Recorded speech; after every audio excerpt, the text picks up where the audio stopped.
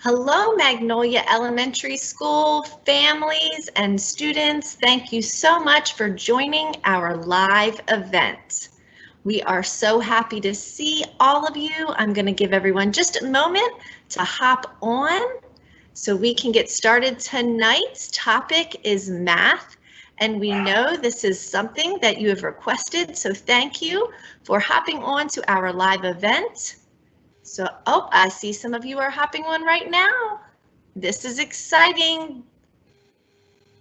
Thank you all. I know that you all are busy today. We had a great day with students at Magnolia, so thank you all for spending some time with us this evening.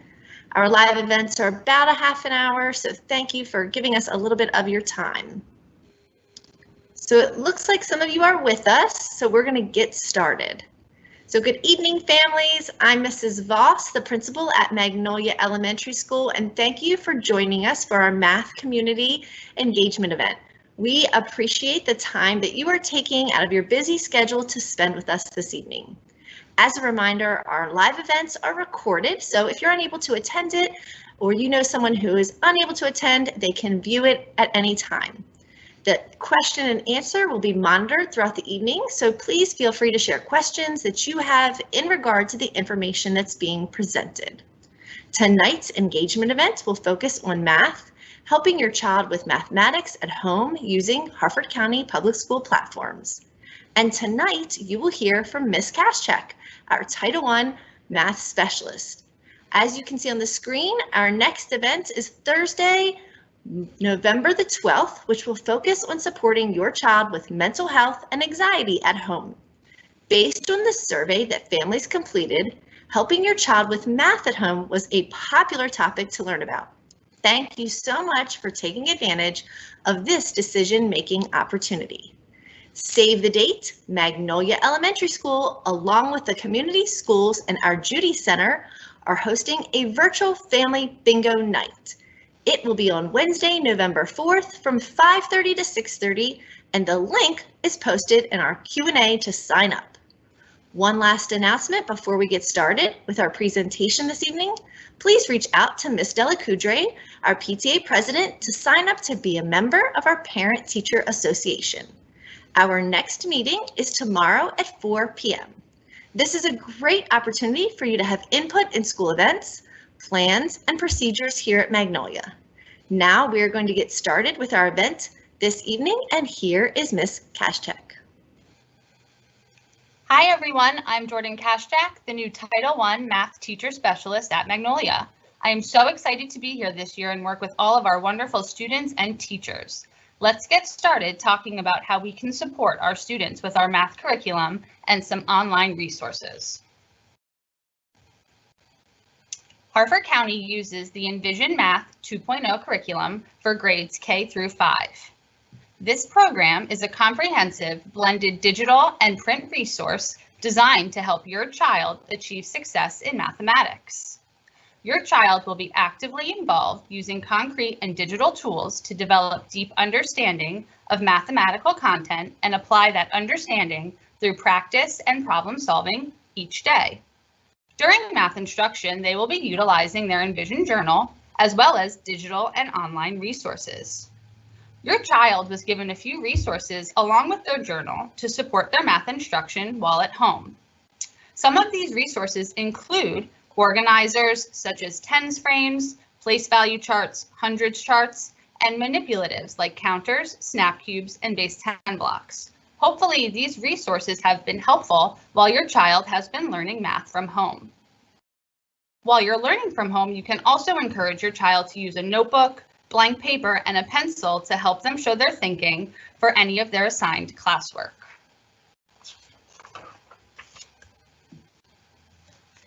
During math instruction, your child may be working in their Envision journal while they're in a Teams meeting with their teacher, or they may be completing math work on their own using their new Chromebook. While in their Teams meeting, students will work through the following parts of a lesson.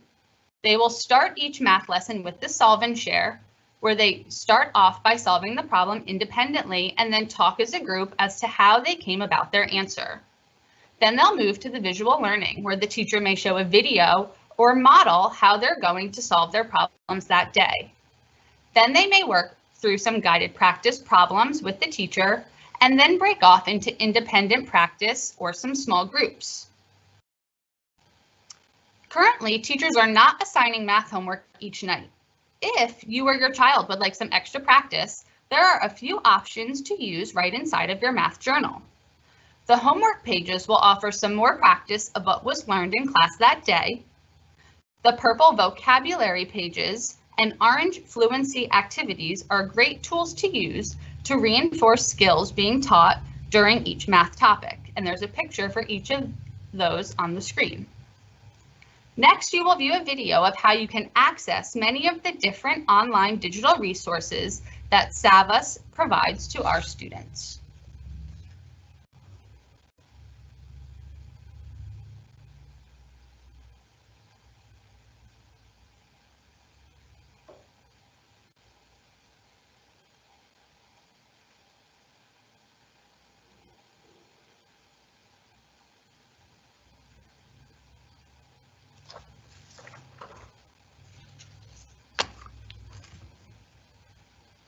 We will post that video for you to view on our YouTube channel and Facebook page. Let's review how we can get to Savvas Realize from our new Chromebooks. The first option is you can type in your web browser start.hcps.org and click on the Savvas tile, which is pictured for you. You may be prompted to type in your child's username and password. And just for a reminder, for kindergarten through grade 2, that's your PIN number at student.hcps.org. And for grades 3 through 5, it's your first name, last name at student.hcps.org. And for everyone, your password is capital M, lowercase e, followed by your PIN number.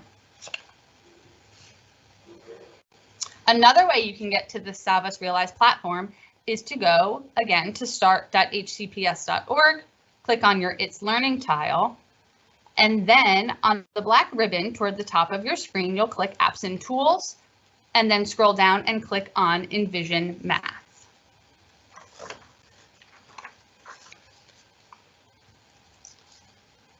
An assessment that we will all be taking at Magnolia this fall is the Math Inventory. This will be taken by students in grades 2 through 5. This assessment is designed to evaluate students' mathematic performance, monitor their progress, and set goals for instruction. This assessment will be given 3 times during the school year, and you may notice your child taking the first assessment while at home right now. The MI starts off with questions assessing students' basic fact understanding, and then continues with items that measure students' mathematic knowledge. This assessment gives teachers a better understanding of each student's area of strength and need. This information will allow teachers to plan and prepare lessons that will help all students become successful mathematicians. If your child will be taking this assessment while distance learning at home, please let them answer each question independently so teachers know how to best help our students grow. You can encourage your child to have a notebook or paper and pencil near them to help them problem solve while completing this assessment.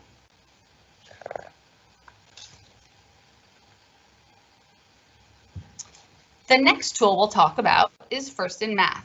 This is a research-based math intervention that our students each have a personalized account for. Students will use First in Math from their Chromebooks. This intervention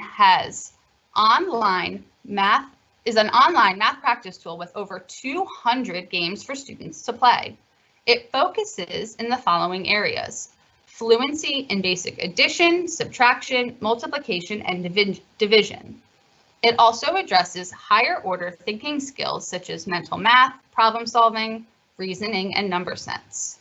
Students will be using First in Math for about 10 to 15 minutes each day in school, and they can also use this while at home. Virtual stickers and badges will be awarded to students when they achieve new goals.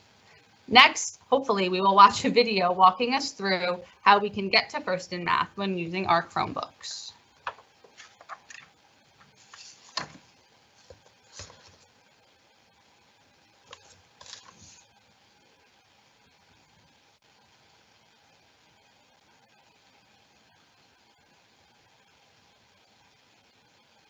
We will also post that video for you to view on Facebook and YouTube.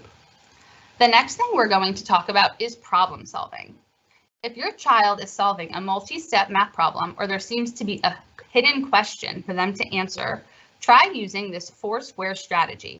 This strategy encourages students to read the word problem more than once to ensure they understand what they are solving for. All you need to get started is a blank piece of paper. You can fold this paper into 4 equal sections or just draw 4 boxes on your paper using a pen or pencil. Once you have your 4 boxes, you can go ahead and read your word problem, and then in that first box, you want to write down what the problem is asking you to find and list any key words that you think will help you in finding your solution. In that second box, you want to go ahead and make your plan. You can draw a picture, use manipulatives like counters to help you solve your problem. In the third box, let's do the math. Go ahead and use the operation you think you should, addition, subtraction, or multiplication, to solve your problem. And then in the last box, we'll check our answer. Think to yourself, does your answer make sense? Is this reasonable? You can use estimation or your inverse operations to check your answer.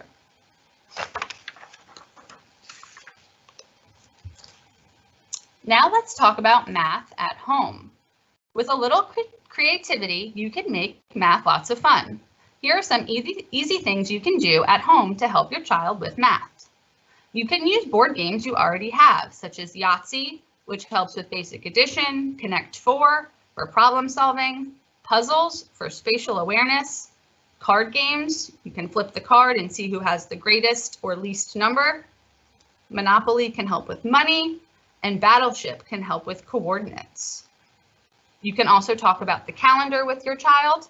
Make it exciting by looking forward to special events. They can count the weeks and days until a birthday or special holiday. Telling time. Use an analog clock, a clock with hands, and tell your child they can play a game or watch TV at a certain time.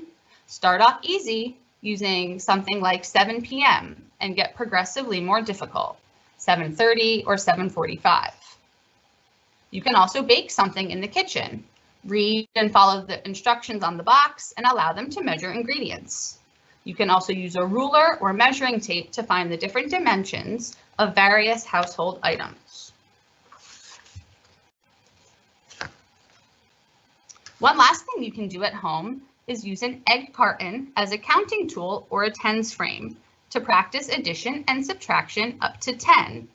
You'll just go ahead and cut off those last 2 slots for the eggs so you have 10 slots. And you can go ahead and place any objects you have around your house into the empty slots and count up to or from 10. Some things you can use are Cheerios, uncooked pasta, jelly beans, or pennies. And this is a great resource to use for our primary students, so students in grades K through 2.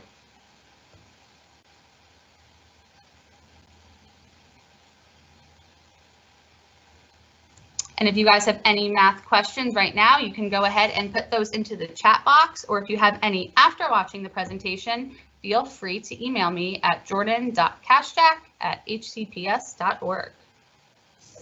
Thanks for joining us. Ms. Kashchak, it does look like we have some questions, and the first couple would be best answered by you. So the first question is, should my child bring their math journal to school on their assigned day? Yes, students should be bringing their journals to school on their assigned day, as we will use them in the classroom, and then they'll need them when they go home for distance learning as well. Great question. Thank you so much. So the next one is, how can I practice facts with my child? A great way to practice your facts at home is to just get blank pieces of paper or index cards, and you can write addition facts, subtraction, multiplication facts on them. And as you're practicing them with your child, I would make 2 piles. One pile for the facts that they know really well and they've mastered, and then a second pile for some facts that maybe they need more practice with. And then you can continue practicing with those facts until they've mastered them, and then maybe add some more challenging facts in once they've gotten through your whole pile of facts. Oh, that's a great idea. I definitely think that our families can use that idea, and they could even do that tonight. So what if my child is struggling with reading and does not understand the word problems that they're being asked to complete? So because we're focusing on their math understanding, we don't want to have them struggle with reading that whole problem by themselves. So you can definitely read that word problem to them once, twice, even 3 times. And if they ask you to clarify what a word says or what it means, you can definitely do that so that we can see their math understanding by solving that problem. Thank you so much. So I think these next questions would be best answered by Ms. Dom. So Ms. Dom, I know you're here with us.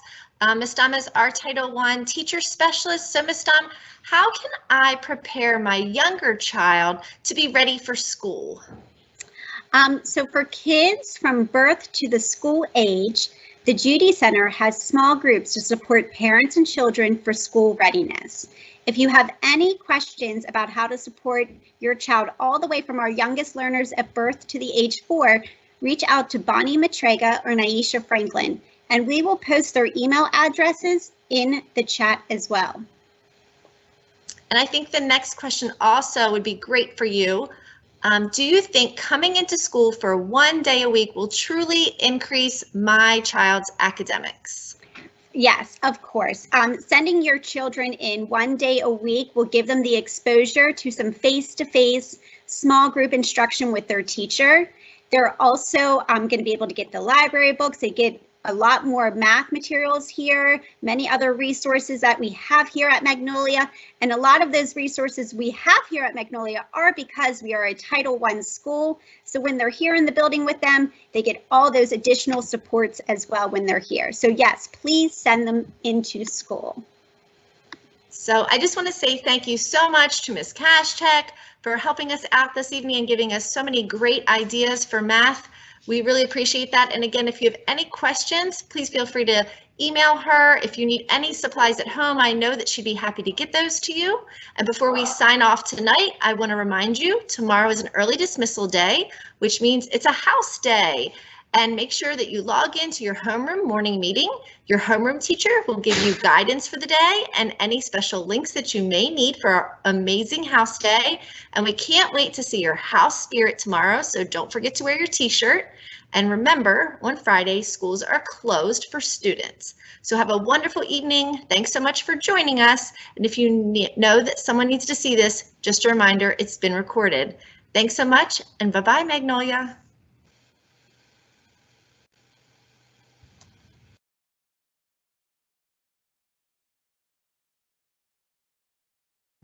Let's take a look at how we can get to First in Math from our It's Learning homepage. So once you click on your It's Learning tile, you'll see all of your courses.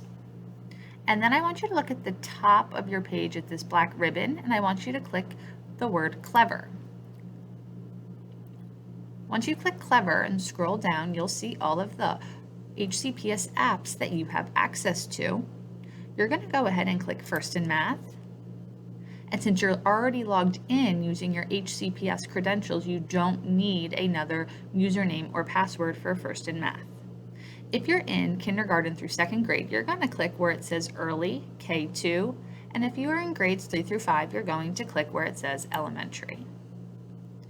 Once your page loads, you will see that you have 9 different modules that you can play games on when using First in Math. Your teacher may tell you some days to click on certain games, other days you can choose whichever ones you want to play. If you scroll down to the bottom of your screen, you can see how many stickers you have, you can see who the player of the day was in your class, and then there's also a family link. If you click Family Link User ID, one member of your family can play First in Math along with you, and you can turn it into a competition. Hopefully this tutorial has helped you and you'll be able to play First in Math when you're at home. Here we are on the Savvis Realize homepage, and you'll notice that you have 3 circles: Browse, Classes, and Grades. Now if your child is in kindergarten through grade 2, your circles might look a little bit different, but they are labeled with the same words. When your child gets to the homepage, they will most likely always go to their Classes circle. When they get to their classes, they'll see assignments that have been posted to complete from their teacher. The first tab is not started, so these are all assignments that your child has not yet begun. The second tab is in progress. These are assignments that your child has maybe started working on but has not yet submitted, and they can go back to this tab at any time to submit this work. And then the last tab is completed, and these are all assignments that have been submitted and have been graded. If we go ahead and scroll to the right side of our screen and look down, you'll see the Game Center. Your child can play these math games at any time. Sometimes they may be assigned by their teacher, or they could just play for fun while at home.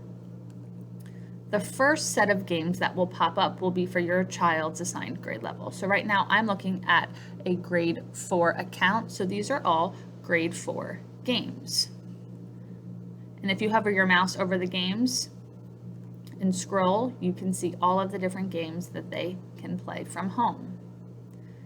If you scroll down the rest of the page, you will see games for different grade levels, and your child can definitely play those games as well. Notice how the Game Center opens up in a new tab. So if we want to go back to the Savas Realize page, we just click that tab.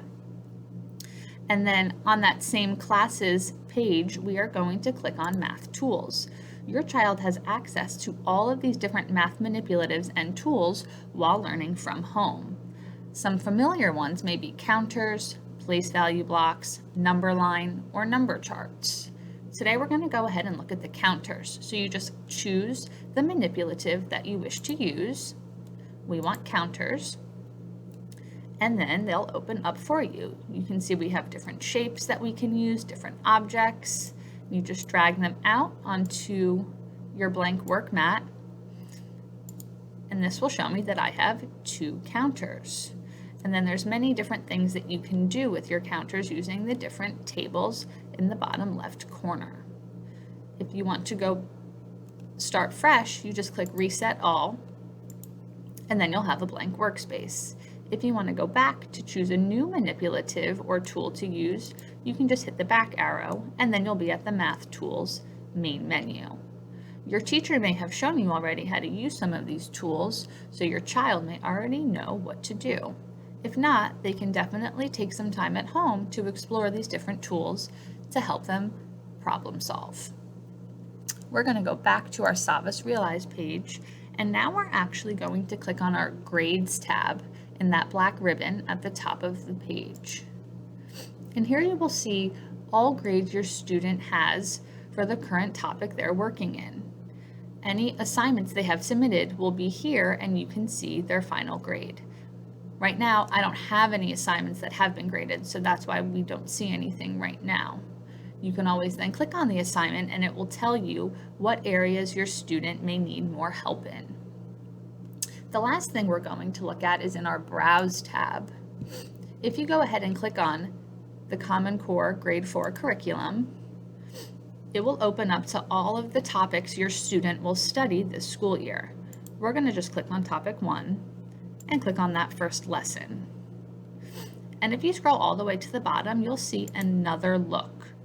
These videos are really helpful when completing work at home if maybe your child didn't understand the lesson, and this will give them a nice little recap of what they learned in class that day. So I recommend watching these videos if your student is struggling and maybe needs a little bit more help while at home, or just a little refresher of that day's lesson.